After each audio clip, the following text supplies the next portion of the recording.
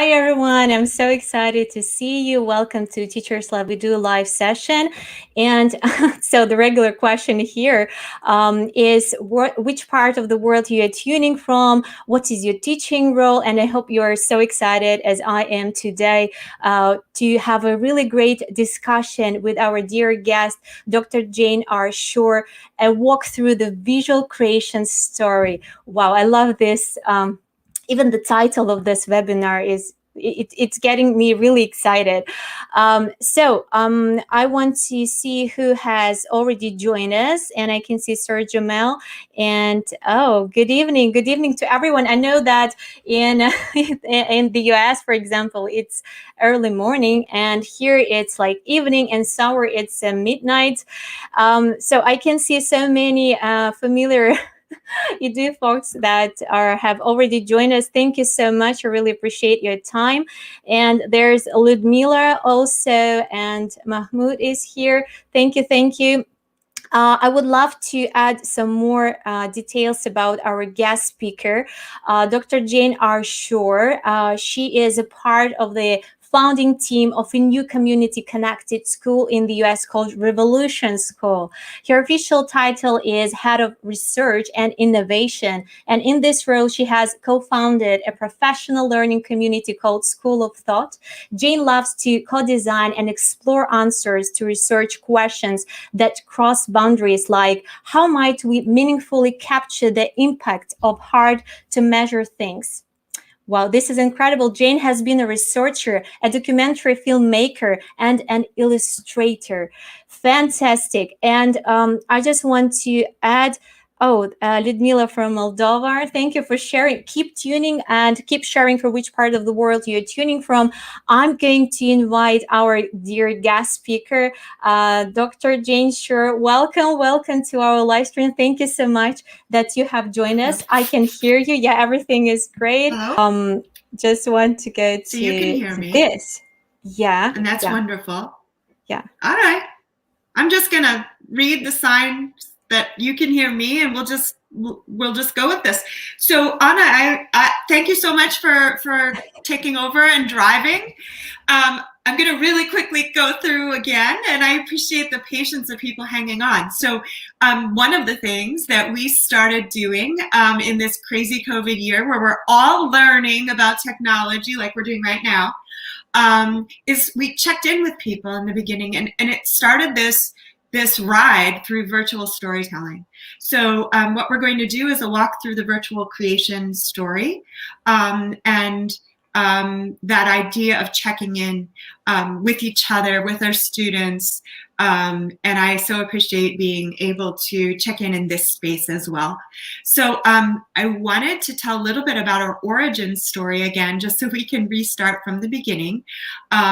We are, I am tuning in from Philadelphia, Pennsylvania, at East Coast of the United States.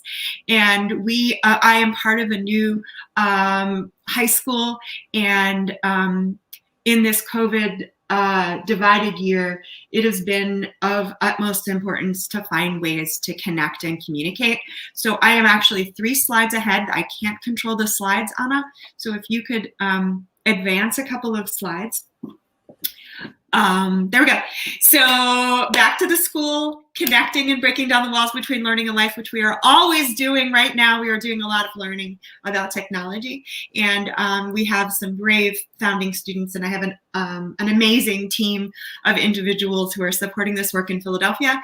I am a researcher. For the last 20 years or so, I've been doing research around the world in literacy and language acquisition. And the exciting moment that we're in has allowed that to come to the thinking behind our founding of a new school. And in doing so, there has been a question that was inspired, which is the next slide, around how do we get the kinds of things that we were engaging in the research level to practice on the ground. So that inspired this whole visual story of recognizing that visuals enable us to connect to messages that can be really complicated. Visuals also enable us to connect to feelings, and in ways that provide space for vulnerability when it's hard to tap into that space. So the next slide kind of tells a little bit about the challenge that I started with in my role in this founding team, is that a lot of the research in the field doesn't prioritize the people that are reading it. And we really want to look at accessibility and interpretability and usability. And so often visuals are an afterthought. And I think that's different this year. I think that we've really tapped into the idea that visuals can help us through so many things, including a global health crisis, but also as we look to education, bringing visuals into this explanations of explaining complicated things help the learning become more durable. And that's something that I wanted to talk about a little bit today. So moving on to the next slide, really believe in the power of using visuals from start to finish, from the beginning of an exploration of a question, from the beginning of learning, from the beginning of touching base with people, and everywhere in between. So I am in this very lucky space of producing visuals that are shared for ways that, and in ways that allow us to convey message and connect with others. And I found this article, the next article, really explanatory with regard to the way in which I find research and messages that are big and complicated more easy to tell with visuals. So the next slide is an example of what it usually looks like when you're reading all kinds of complicated text. This is a study about the GDP in Greece and the changes in the economy, and this is what research studies normally look like, and I don't know why, because they're very inaccessible. The next slide is the visual that explains that, which I still think is really hard to read. The next slide is a visual of the Greek GDP per capita, telling the story of the fact that we talk about things taking a dive when things go up and go down, and the idea of being able to capture a story with a visual really was the impetus for a lot of the work that I have had the opportunity to do in creating visuals. So what I want to walk through, Anna, and I can't hear you, but please, I'm going to look to see if the various devices I have open allow me to answer and interact in whatever way I can. But the next slide kind of starts walking through the visual story of the work that I've been able to do. So at the start of the pandemic, a friend of mine and I were sitting in her living room, imagining ways that we could connect with others. And we started thinking about the power of visuals and storytelling and the work in which we can begin to tie the two together. And so, and that is an article that's linked right there in a space called Method Space, which is a space for individuals to share mostly qualitative methods of telling stories and describing research. But we wrote an article together on the power of visuals and storytelling. And it was sort of the start of all of these visuals coming out.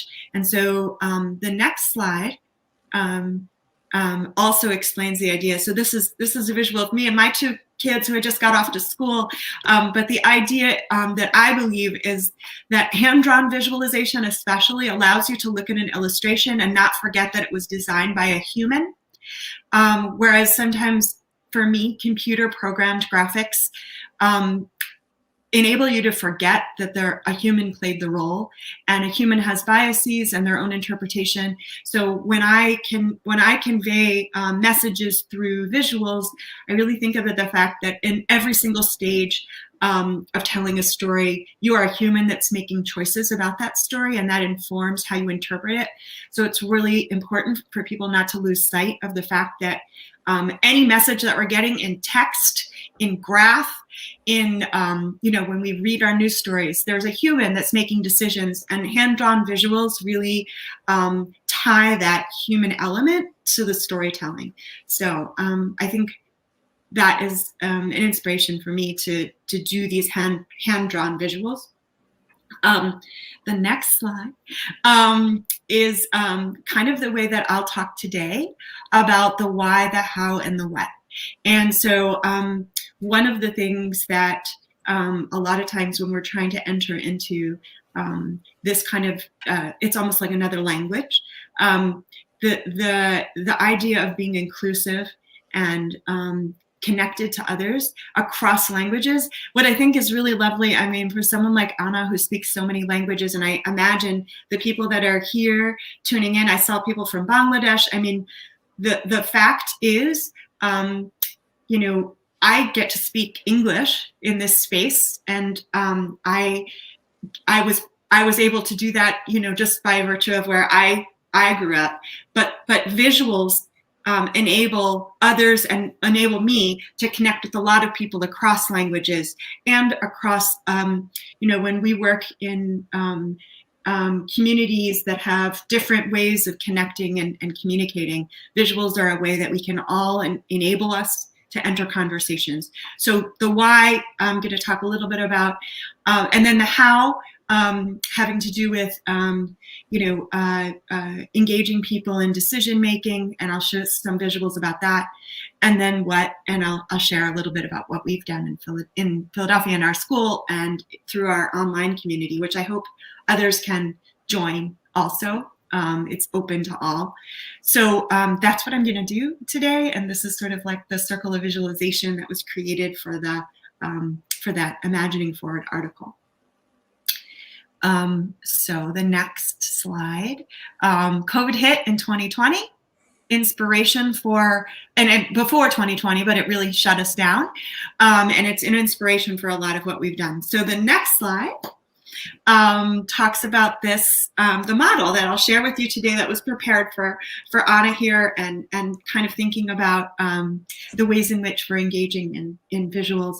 And I realized there was an acronym that could be shared that describes what the visuals have done for me in a model, which I realized that visuals allow us for inclusivity, durability, emotion, and action. And I need to take a drink of water because I'm about to cough. So, and I'll explain each of these. So the next slide is the description of the inclusivity piece. This idea of connection, this idea of bringing us together. This was a slide in early 2020 when we were really searching for ways to allow us to be connected. And in so many ways, there are stories that can be told through visuals that enable words that allow us to individualize, but also allow us to connect. So the next slide, I just wanted to talk a little bit about this idea. So inclusivity, meaning that we're all connected. We see the world and our world and my world. One of the things that we've done in our space is take a daily pause and use visuals to help practice being calm in crisis. And so the next slide, I am sharing is related to something that we started doing every morning at our school, using visuals to tap into in this moment I am. And the students were asked and encouraged to share in the chat. These were words that were given to them, but the visuals allowed them to say, you know, I'm still waiting to transform. I'm still in that caterpillar. I'm in a cocoon. I'm feeling free. It enabled us to tie feelings to things that were separate from each individual, that allowed them to be more vulnerable and to explain how they were doing in the moment so that we could connect. The next is another one where this is inspired by an artist named Keely Shaw also, who's wonderful. But this idea, visuals, anybody can create these. This is not, you know, these are just squiggles in this, but it's tapping into how your brain is doing today. And this idea of being swirly twirly or on high alert or hopeful, sometimes the visuals allow us to access the words in ways that we might not otherwise be able to do. The next slide is taken. This is not something that I created, but I think that what I want to show is, and part of what I feel very honored to be able to do is say, you know, I'm creating visuals and so are others. And here is an example that I really liked. It's just sort of the visuals that allow you to see what are you ready to do? Using these visuals as a way to check in with others and recognize the importance of our social emotional well-being, especially right now, is something that we have lots of examples of, and we were able to bring that into our classroom in Philadelphia for our students this year, and also share with others. I know that there were other teachers in our online community who were able to use these in all kinds of places.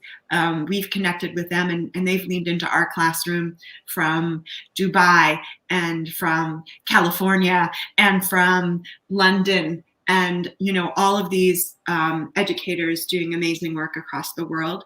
And these visuals were able to connect us and tap into those places that maybe words could not.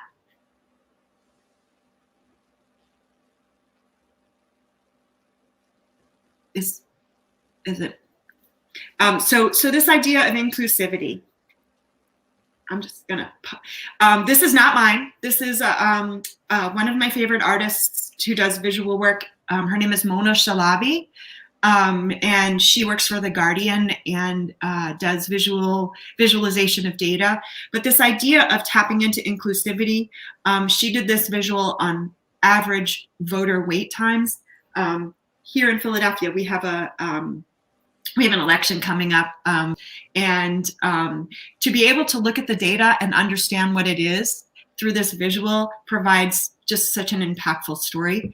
The next slide is some of the work that I started to also think about with regard to the brain science behind it, because we take in information through our brains in visual ways more than any other of our senses, if we can see. So visual information is really important, and it allows us to hold the messages in many different places in our brains. And then the next slide kind of talks about some of the work. So the second piece of IDEA is durability. And so the next one. So I just was looking at a lot of these things. We use this all, everywhere. We know that when we see visuals, something like slippery when wet, these pictures, if you look at these two, which one is the one that's more likely to stick with you?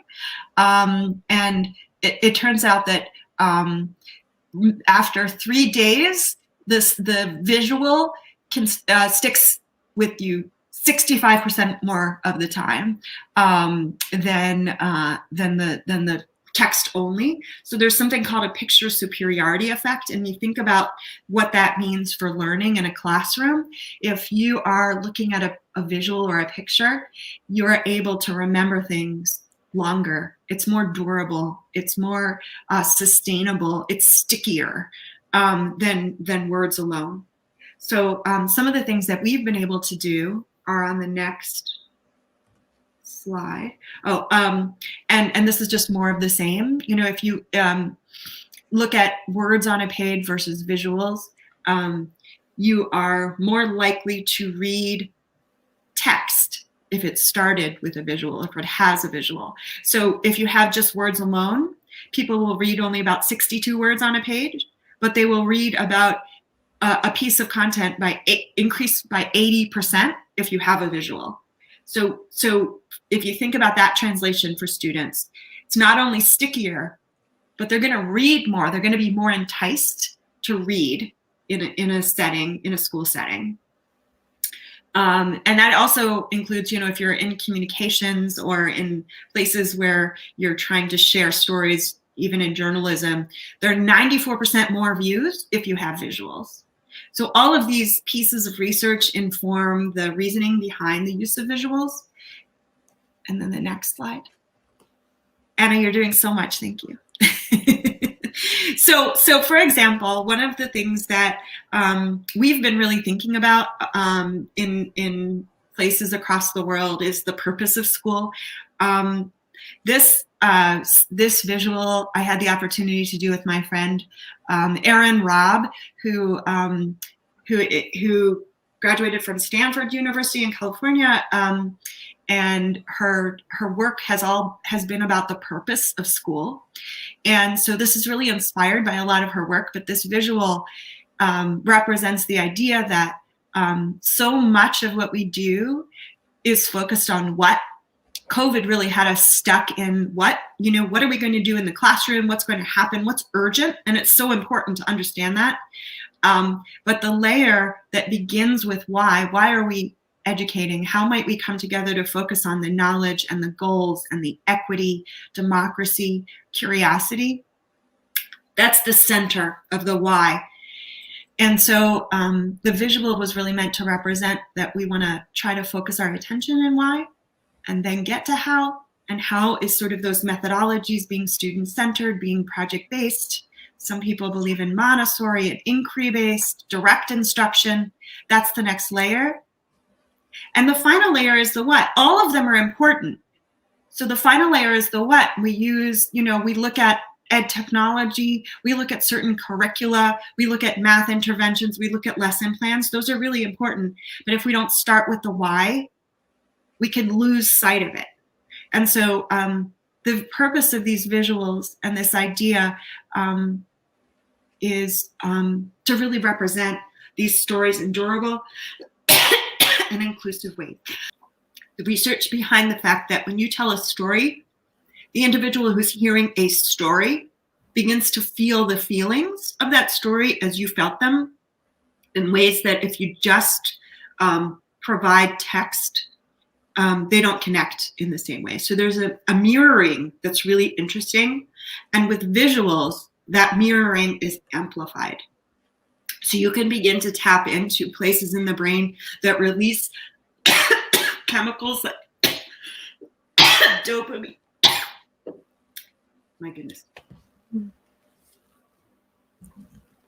Dopamine, cortisol, oxytocin, all those feel-good chemicals. I'm going to pause and go to the next slide. Okay. Obviously, the brain is making me cough. So some... Yeah, it's so sad that Jane can't hear me today. I want to add some comments, but she can't emotion, hear me. So sorry. Some of the visuals that we've created in the United States were around anti-racism. And a question that individuals many times had were things like, how can I enter the conversation? So one of the visuals that I had created was, there is a spectrum and all of us can enter in different places. A spectrum from expression of your belief to participation, writing letters, writing down and posting on social media, to activism, engaging in protests, to leadership and amplification, which requires a higher commitment. So the visuals that were created were around this emotion piece, when you can convey messages that can really tie to people's emotions. And it ties to the last piece of the IDEA, but that idea, so this was another visual that was created. It looks a little cut off here, but I can share it out. But we, the visuals for me were also used during events that we had where we gathered people from around the world to come into our school and Zoom into our school. And some of the ways that we welcomed individuals were through visuals, both of the topic that we were covering and also creating visuals of the individuals who were joining. So we welcome people into our space through visual connections. And then the next one. So for example, and we could just flip through these are just some of the individuals. So, just welcoming people into our space. There's something really connected for me about creating visuals of people who joined our space from a hurricane in Georgia, where in Georgia in the United States, where the power went off. Rohit Bora joined us and zoomed in through his phone in his car because all the electricity went out for like 2 million people, but he was still able to connect in our school. And visuals are just a way to welcome him in. And the next one, these are the individuals. Shad Manuddin is an individual who joined us. I just want to go through. He used to work for the Philadelphia Citizen and is a community builder, able to join us from any place he was in the world. So he was able to connect with our students and be welcomed into our space. And the next one is Alex Brunson, another community member that joins us in the School of Thought, who is a musician and a poet, and he was able to join our space, and the visuals just welcomed him in and were a way for us to connect with him. And my friend Melissa DePino, who started an anti-racism organization in the United States, and her hashtag is Show Up. So this idea, but the visuals were just a way for us to remind ourselves of how thankful we were and grateful we were for others, and also to bring them into our space. So all about welcoming others. We can just flip through that one. And so finally, the last part is the idea of taking action through visuals. And so we did a lot of different visualization and created this particular visual to talk about visualization with purpose. So looking at the idea that we want to think when we create visuals, are we trying to connect with others? Are we trying to solve problems, make decisions, generate ideas? And there are all kinds of different ways we can do that, but grounding our visuals in purpose. And sometimes it's just to relieve tension or engage in some mindfulness for me when I create visuals. But in the end, this is the way in which we were using them. We were really connecting with others and generating ideas and using them for learning or making decisions. And so, and we can go through that one. Sorry. And this is we created more visuals, and we were looking at the ways in which visuals can be used to convey messages. And sometimes they're story driven, sometimes they're evidence based or data driven or theoretical. But in the end, the idea is conveying messages that can be inclusive, durable, convey emotion, and lead to action. And so the next one. I just want to share some of the visuals that I created just for fun. Wow. And this was one of the ones that I created right in the beginning of the pandemic.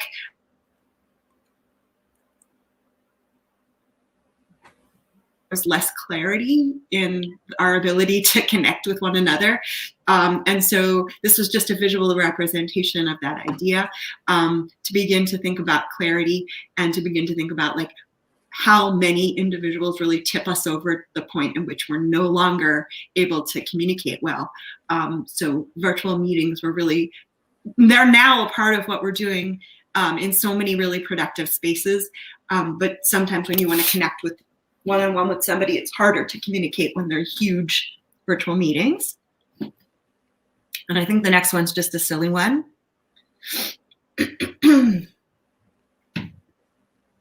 Is it going? Oh, yeah.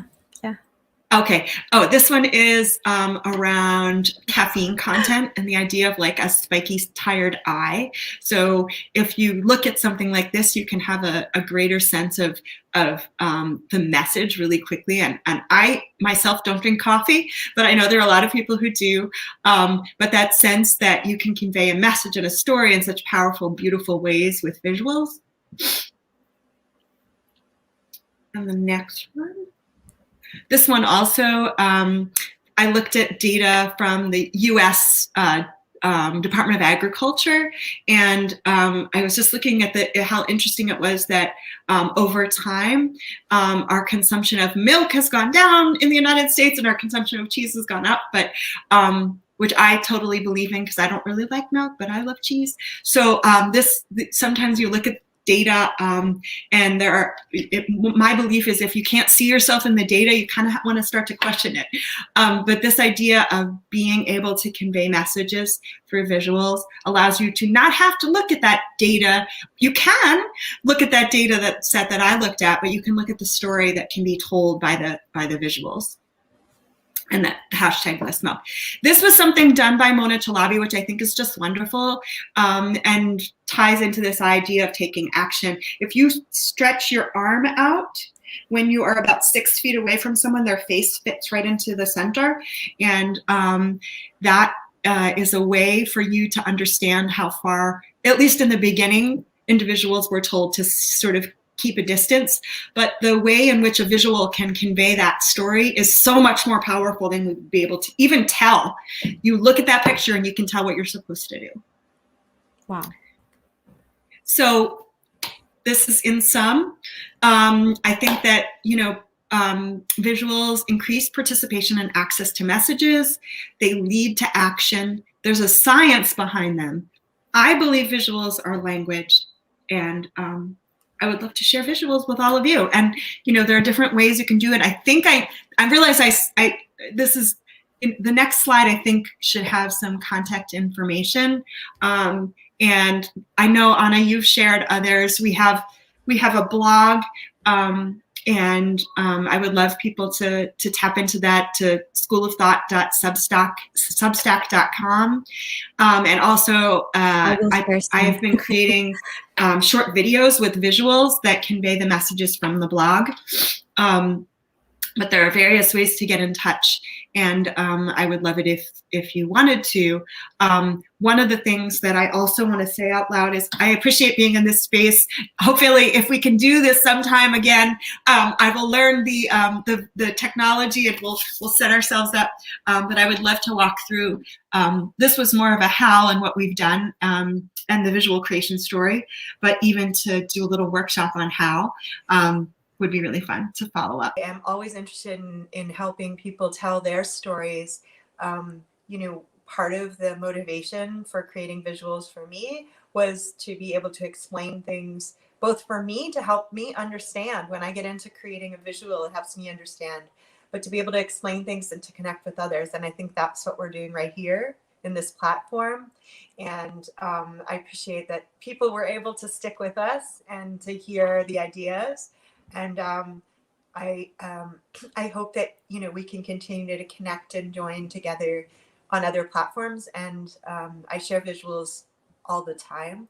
And I'm hoping that others can use them in their spaces too, to connect with others or explain complicated ideas.